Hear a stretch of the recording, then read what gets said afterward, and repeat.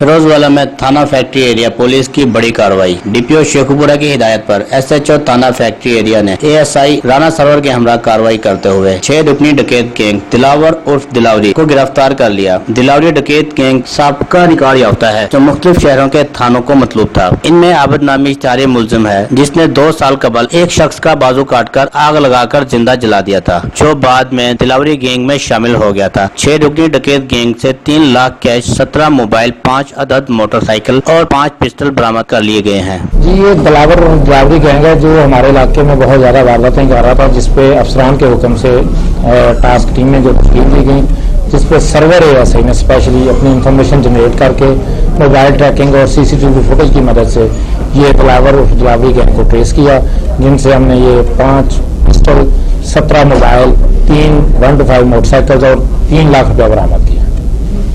ये कितने गैंग के कितने अफराद पर?